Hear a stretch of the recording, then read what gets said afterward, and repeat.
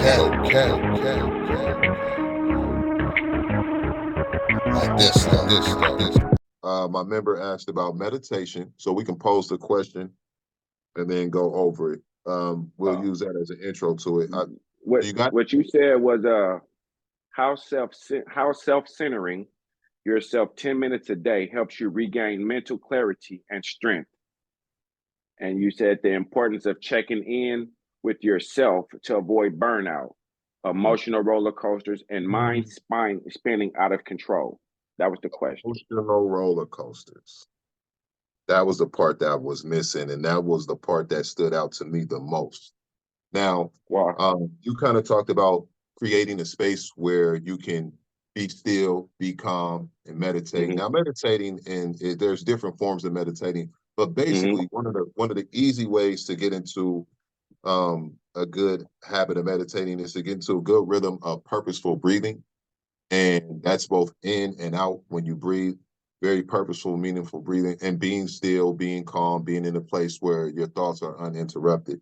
I actually have an exercise that I do. Go figure, huh? no, no, bruh. As you were saying it, bro, I was writing breathing exercise. Yeah. So I actually have an exercise that I have people do, which is the breathing exercise. Long story short, you breathe in, you breathe out with purpose. It's forceful breathing. Um, but I also have this thing where I have members come in and we do a fitness assessment, right? And because sometimes it doesn't necessarily always have to be silent for you to meditate. It doesn't have to be silent for you to find clarity, is what I want to get to. I don't want people to always feel like that's the only way that they Now can that's for find. me. That's No, how I no, like no, the mind. no, no, no, no. That's for everybody, though.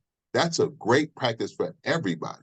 However, hmm there are sometimes, even when you are so-called in a silent place, hmm your head will be louder hmm at its hmm loudest. The Right. quieter you get, the louder the thoughts will get. So sometimes you'll be in the closet and you can't find the door handle because all of the other thoughts that's going on in your head. And as that happens, more thoughts are going on and they get louder and louder until it says, be still, right? Part of the reason that you couldn't find the door is when you went to reach for it, in that moment, thoughts started to go through your head, right? You started, well, I know the door right here. What, bro, the door got to be right here. And be still came to you, right? So sometimes the thoughts are super loud. And so this is the exercise I have people do. I have them lay down, right? hmm And they'll do the deep meditative breathing exercises where, and what I coach them to do is while they're laying on their back, they breathe in, and when they breathe in, they lift their rib cage up as high as they can off of their mat if they're on a yoga mat or floor, anything comfortable. And when they breathe out, they retract the opposite way. So they're breathing with their movements and they're focusing on nothing but their breaths. Big breaths in, lifting the rib cage up, breaths out, retracting through the abdomen, focusing on nothing but their breathing. Now, as they're doing this breathing exercise, I tell them I want them to do that, and we'll put a timer on. We'll say, let's say 30 seconds or a minute. And for the next minute, for the next 60 seconds, I want you to focus on your breathing, but I also want you to focus on the most positive thought that comes to your head. Now, in the midst of doing that, there's going to probably be a whole bunch of thoughts that's not positive or crazy thoughts, random thoughts. hmm I want you to focus on the most positive thought that comes to mind. And when at the end of 60 seconds, once the timer goes off, I want you to, now, if you're doing this by yourself, you can write it down. Or, if you were a coach like me, you could tell me, but you don't have to. But I want you to record it in some kind of way. What was the most positive thought that came to your mind? hmm Forget any other thought, but the most positive thought. And it can be related to anything, as long as it's a positive thought. And that is a practice that you can put, a habit that you can turn into a practice and put into practice. So with the breathing exercise, learning to focus on being a positive thinker and putting your best thoughts into action. Because once you get that positive thought, then now that becomes a goal. And you can put that goal as your 30-day goal, like we do our 30-day goal sheet, and practice the best habits to reach that goal. So that's a practice that I have people do when they come in for a fitness assessment. And I might have music on, and I say, forget about the music, forget about the noises. And I talk like this in this kind of tone of voice because I want them to relax. Drown all that out and focus on your thoughts. So meditating and being still sometimes means focusing on your thoughts, but learning to be in tune with your best thoughts and putting your best thoughts into action. The up and down roller coaster. Anything you wanted to say on that before I go to the up and down roller coaster? Yeah, give me, because I'm sitting over here, I'm reading the question again, right? I'm reading it, and as I'm reading it, I'm sitting over here thinking, like, remember, like the first or two episodes, I said, P, what's your sign? You said a Pisces. Well, I'm a Virgo, right? So for Virgos, if any of y'all Virgos out there, what's happening? But I'm a Virgo, so we live in our minds. We analyze everything. We judge everything. We're critical. We do all these things. The problem with a Virgo is we don't know how to stop thinking. We overthink.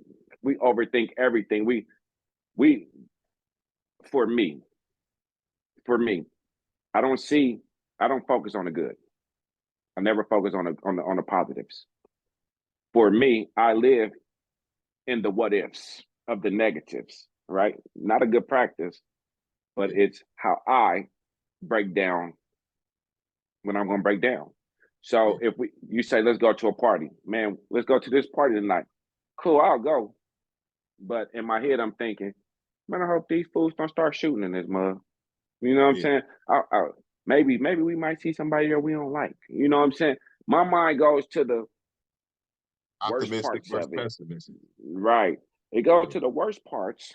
Optimist. And then when I get there, it's nothing what I thought it was going to be. You know what I mean? So sometimes we get in our own way of our growth. And that was a whole nother message right there. We get in our own way of our growth with our overthinking. Yeah. And the emotional roller coasters, what you said with the emotional roller coasters, I don't necessarily, I like what you said with the breathing. I like that because, again, this is somebody who's working on his temper. You know what I'm saying? So, and a lot of times I have to catch myself and start breathing. For me, I get anxious. And once I get anxious, my speech starts speeding up, might get trembly, any of this. So what I started doing was, let me start taking these deep breaths. Walk away from it. Give me 10 seconds of deep breaths. For me, not, I can't say for anybody else. I'm saying what I do for me. This is my best practice. You know what I'm saying? I start taking my deep breaths and start trying to coach myself back in. Man, it ain't even, it's gonna be all right. It ain't even that. Just breathe. Just breathe. And it's gonna be hard to avoid an emotional roller coaster because we're gonna have up and downs. The important thing is, just like you said, make sure you breathing. Make sure you breathing, because when we get angry, we start cutting off our oxygen, and that oxygen start affecting our thinking, and that affecting us of our limited oxygen and causing our irrational thinking can cause to a conflict, and conflict can cause turmoil, and all the turmoil can cause financial expenses and other things that you don't want to deal with. So breathing is very important. I like that. I like that. I'm gonna let you go from there, wherever you want to go there. But I like what you said there. That was dope. Absolutely. So a couple things. You're right, you know, and that's what I mean by tracking your emotion, your logic versus emotion responses. When you start to breathe like that, you are activating logic. You may not have got the chess move that you're going to make next. And if you don't play chess, I advise people to play chess and then start playing chess in real life. Yeah, because I bet you win. But you keep saying that, bro. No, And you we keep, ain't, man. We ain't got to talk about it, bro. You just admitted it, and we can keep on moving on. you keep talking about you need to get checked. You didn't. I'm saying, bro. You right. You right. Well, obviously, we both play chess. We can agree on that. There you go. I'm just a better one. You crazy as hell. We go, what we gonna do, y'all? He's just a better one.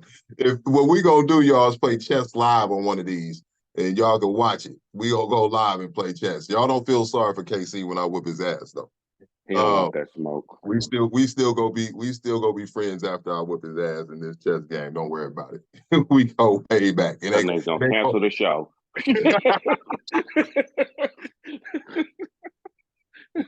Bro, I don't even want to get on today. You don't want to play no more? Hey man, I gotta call you back. Hey, we used to say ain't back doing in the this. day. Yeah, We ain't doing this no more. Hey, we used to say back in the day, oh, my ball ass nigga. Hey, Motherfucker take his ball home because he lost. You know I what I'm want to saying? take his ball home. Derek Carr, nigga. That's our quarterback. Yeah. What you said? Take my ball home. Y'all can't because they going lost. home. Yeah. I'm going home. Yeah. So, bro, nobody. We can't play. We can't keep playing, bro. You can play next day. Camera just gonna cut off out of nowhere. You got one more move, Pete. Now we.